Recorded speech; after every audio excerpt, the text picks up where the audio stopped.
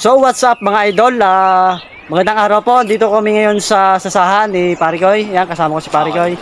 Bale siya yung ipapakita sa atin kung paano ang paraan niya sa pagtutuba, yung unang pagputol ng bunga ng sasa na pagkukuhaan ng kanyang tuba.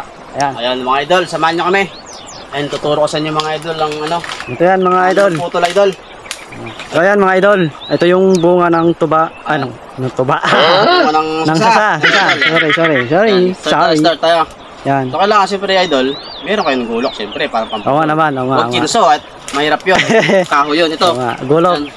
Kusilyo idol, hindi pwede. Hindi pwede. Yun. Matigas to eh. Okay. Ayan. Para ko hindi pwede. Hindi pwede na idol, yan. Yan. So, kuha tayo ng ngayon idol, ng ito. Lahat ito lang, mga ganito lang. Yan. Yung tangkay lang ng sasa. Yan, pang natin. Tanggalin nyo lang ng yan. Tapos ibubuhos natin ito dito, idol. Tutulos natin. Yan. bali babaon. Tutulos nyo ito, idol. Ibaba natin. So, ganyan. Idol. Yan. Kailangan nyo hindi maano sa idol, bubunot ha. Ayun bagin. Okay. Yan.